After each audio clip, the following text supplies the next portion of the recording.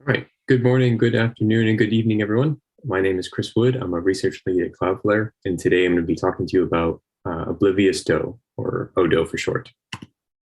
At a very high level, ODoH is a protocol for proxying encrypted DNS queries between a client and a recursive resolver, with the ultimate goal of making sure that the recursive resolver is the only entity that ever sees the contents of a query and learns nothing else about the client, especially the IP address.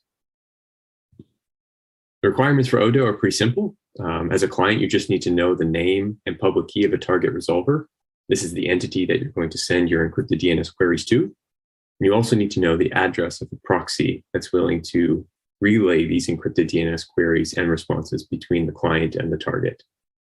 As a result of this sort of separation between proxy and target, we also assume that the proxy and target don't collude, because otherwise one party could tell the other party about specific sensitive information, such as the client IP or the particular domain name that was being queried.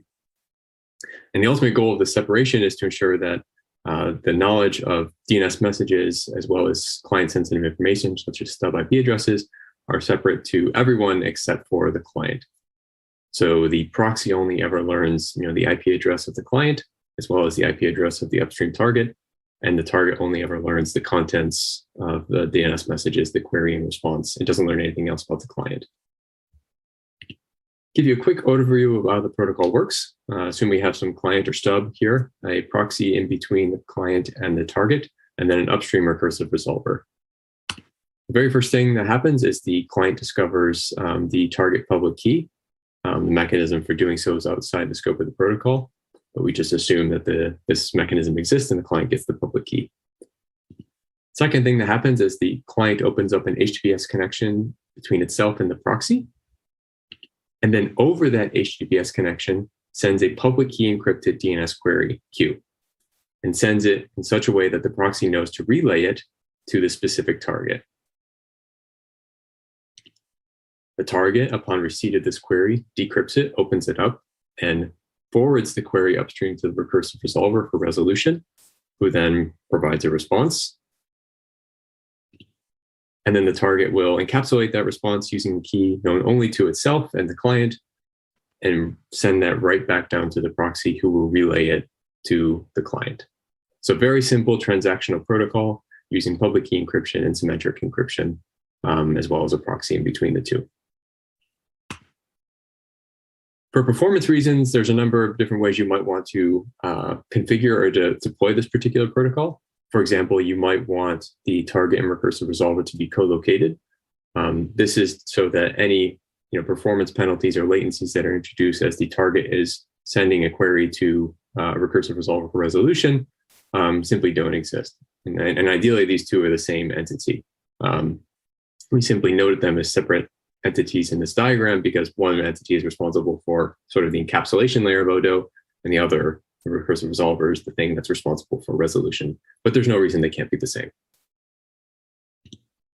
It's also desirable for the HTTPS connections between client and proxy and target be long-lived and reused.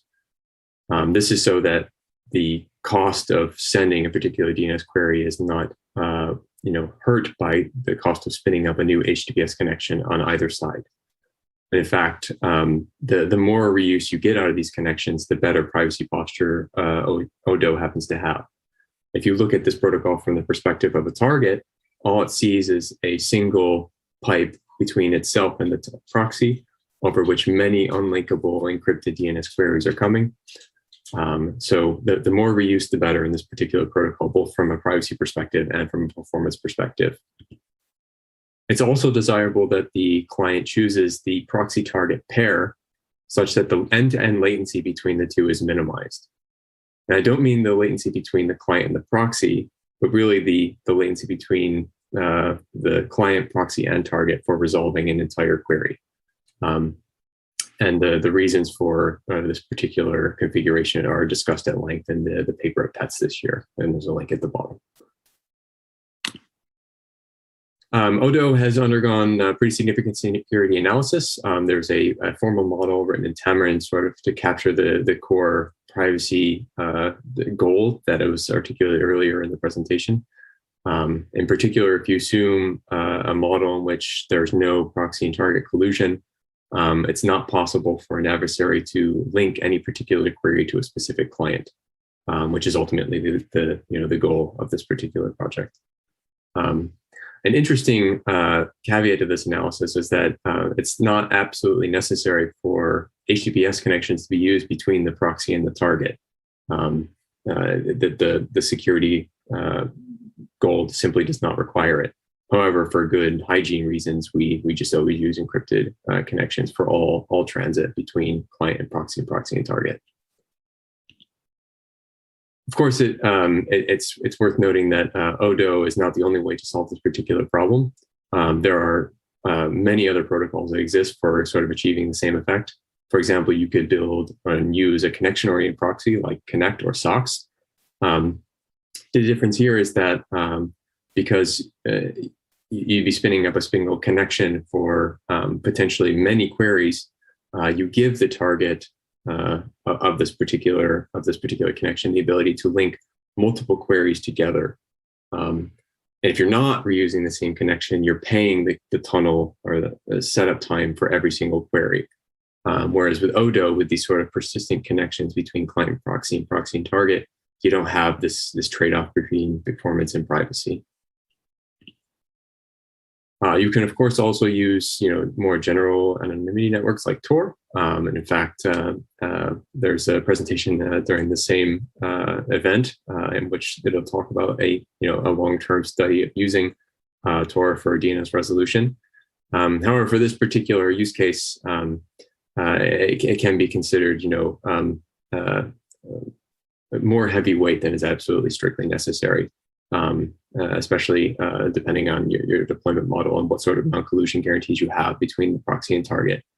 Tor, of course, also has baked into it better mitigations against traffic analysis. But ODoH has on the wire protocol, it has the ability to do very similar things to Tor, add the appropriate amount of padding, introduce chaffing as necessary, and so on. But Tor is, of course, certainly another option here.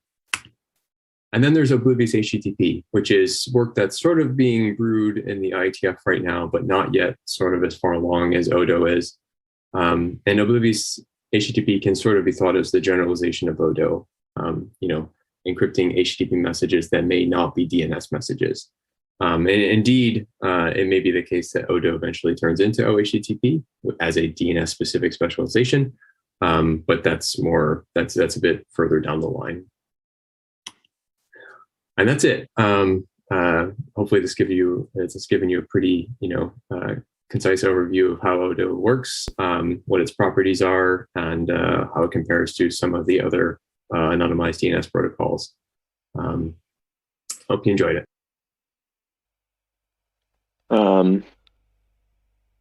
Cool. Sorry, just catching up on questions.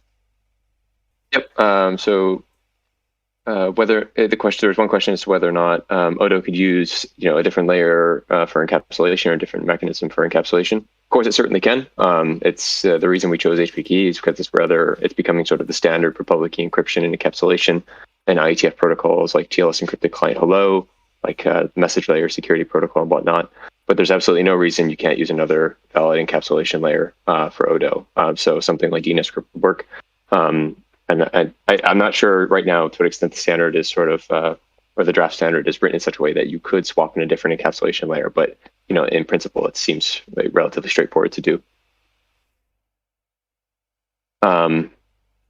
Mosher says in order to limit collusion, the client might decide to randomize the resolver target, but what mechanism can a client take to ensure it isn't being preferentially targeted to a single colluding resolver?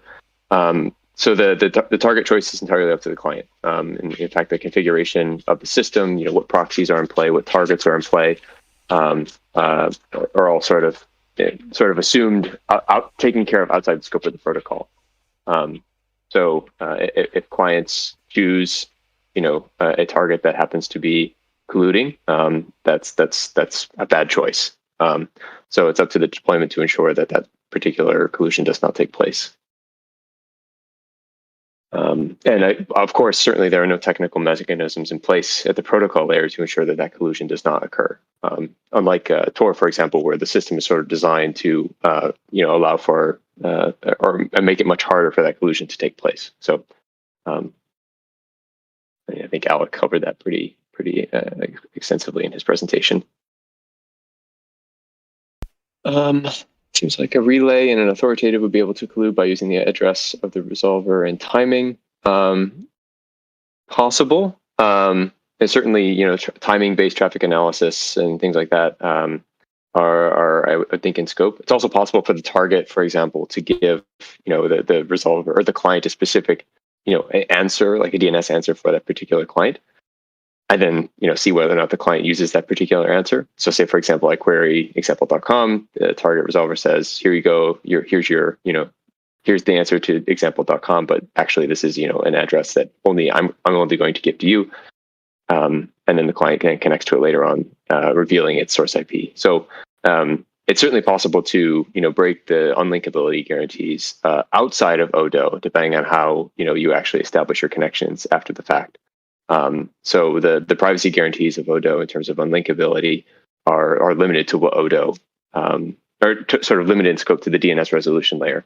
A complete privacy story must also include what happens for subsequent connection attempts that are using those DNS answers. If the ODoH proxy blocks a valid path and multiple paths are provided, the one path can still be selected. I assume by valid path, they mean like a path to a particular target. And can the client determine if this is happening by identifying the responder? So if I'm understanding the question correctly, the question is whether or not clients can determine if a proxy is sort of lying about whether or not a given target upstream is unavailable. The answer is no. The client sort of assumes that the proxy is acting honestly in terms of being able to relay targets or not queries or not to particular targets. So it is possible for a proxy to lie and say, sorry, I couldn't reach this particular target. Try again, try again, potentially talking to this other target. But again, I think this boils down to the sort of trust model and the assumptions you make about the deployment and configuration. Is ODoH isomorphic to DoH over VPN? Yeah, I think in a way it is. The very first hop between client and your VPN server, your proxy is encrypted, and then after that you have yet another layer of encryption. So in a way it is, but assuming that every single query uses a fresh DoH end-to-end HTTPS connection. One of the differences that I probably didn't drive home enough in the presentation was that DoH is really like a message-oriented proxy, whereas ODoH is really a message-oriented proxy rather. Whereas DoH, as it's used right now, commonly it's a sort of a single connection that's reused for multiple queries. So ODoH tries to get rid of the need to make this trade-off between performance in terms of how many queries can I send over a particular connection, and privacy, where sending more queries over a single connection induces linkability on behalf of the receiver. So it sounds like the proxy is all powerful in ODoH then. The proxy determines which targets are available. The proxy determines whether or not it wants to forward particular queries, but that's just an assumption that the protocol makes.